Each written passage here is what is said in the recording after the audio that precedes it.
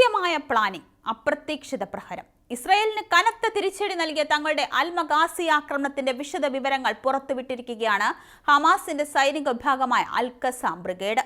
കരയാക്രമണം ആരംഭിച്ച ശേഷം സയനിസ്റ്റുകൾക്ക് ഒറ്റയടിക്ക് ഏറ്റവും ആൾനാശമുണ്ടായ ആക്രമണമായിരുന്നു അൽ-ഗാസി ക്യാമ്പിലേത്. 21 സൈനികരാണ് അവർക്കൊരാക്രമണത്തിൽ നഷ്ടമായത്. ഗാസയിൽ ഒക്ടോബർ 7-ന് ആരംഭിച്ച കരയാക്രമണത്തിൽ ഇസ്രായേലിന് ഏറ്റവും കൂടുതൽ ആൾനാശം വരുത്തിയ ആക്രമണമായിരുന്നു മധ്യ ഗാസയിലെ അൽ-മഗാസി ക്യാമ്പിലേത്.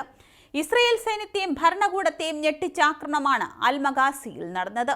മിസൈലും റോക്കറ്റും തൊടുത്ത് തങ്ങളുടെ സൈനികർക്ക് നേരെ ഹമാസ് അപ്രതീക്ഷിത ആക്രമണം നടത്തി ഞെട്ടിച്ചുവെന്നാണ് ഇതേക്കുറിച്ച് ഇസ്രായേൽ ഡിഫൻസ് ഫോഴ്സ് വക്താവ് ഡാനിയൽ ഹഗാരി പ്രതികരിച്ചത്. മിസൈലും റോക്കറ്റും തൊടുത്ത് തങ്ങളുടെ സൈനികർക്ക് നേരെ ഹമാസ് അപ്രതീക്ഷിത ആക്രമണം നടത്തി ഞെട്ടിച്ചുവെന്നാണ് ഇതേക്കുറിച്ച് ഇസ്രായേൽ ഡിഫൻസ് ഫോഴ്സ് വക്താവ് ഡാനിയൽ ഹഗാരി പ്രതികരിച്ചത്. ദുഃഖകരമായ പ്രഭാതം എന്നായിരുന്നു ഇസ്രായേൽ പ്രധാനമന്ത്രി ഇസ്സാഖ് ഹെർഗോസിന്റെ പ്രതികരണം. ഓപ്പറേഷൻ എങ്ങനെയായിരുന്നു എന്ന് ഇനി പറയാം. വലിയ തോതിലുള്ള ഷെല്ലിങ്ങും ആക്രമണവും നടക്കുന്ന പ്രദേശമാണ് അൽ-മഗാസി. ഗാസയിലെ ഏറ്റവും വലിയ അഭയാർത്ഥി ക്യാമ്പുകളിൽ ഒന്ന് പ്രവർത്തിച്ചിരുന്ന ഇവിടം ഗാസയ്ക്ക് മധ്യത്തിലൂടെ കടന്നുപോകുന്ന സലാഹുദ്ദീൻ ഹൈവേക്ക് സമീപമാണ് സ്ഥിതി ചെയ്യുന്നത്. ഇസ്രായേൽ സേനയുടെ സാന്നിധ്യത്തിനിടയിലും ആഴ്ചകളായി തങ്ങളുടെ പോരാളികൾ ഇവിടെ ക്യാമ്പ് ചെയ്യുകയായിരുന്നുവെന്ന് അൽ-ഖസാം ബ്രിഗേഡ് പറയുന്നു.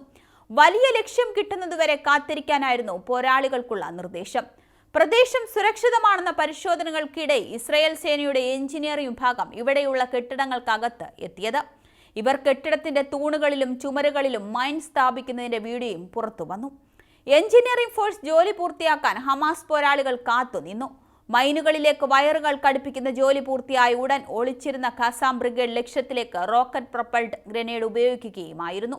ഇത്തരത്തിൽ 2 കെട്ടിടങ്ങളാണ് തകർത്തത്. സൈനികർക്ക് സുരക്ഷയൊരുക്കിയ 205-ാം ബ്രിഗേഡിന്റെ ടാങ്കും തകർത്തു. ടാങ്കിലുള്ള മുതിർന്ന സൈനിക ഉദ്യോഗസ്ഥനുൾപ്പെടെ ആകെ 21 പേർ തൽക്ഷണം കൊല്ലപ്പെട്ടു. ഇനി ഹമാസിന്റെ വജ്രായുധത്തെക്കുറിച്ച് പറയാം.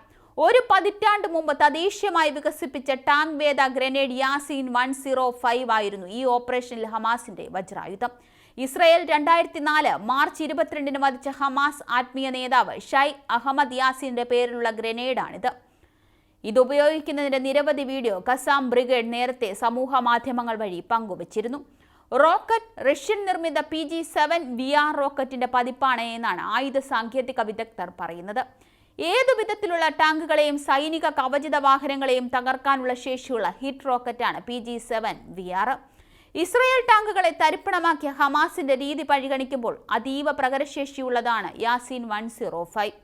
അൽ-ഫുക്കാരി പ്രദേശത്ത് നുഴഞ്ഞു കയറുകയായിരുന്നു സൈനിക സംഘത്തിന് നേരെയും ഞങ്ങൾ ആക്രമണം നടത്തിയെന്നും കനത്ത പ്രഹരശേഷിയുള്ള മോട്ടാർ ഷെല്ലുകൾ ഉപയോഗിച്ചായിരുന്നു ആക്രമണമെന്നും ഹമാസ് പറയുകയുമുണ്ടായി.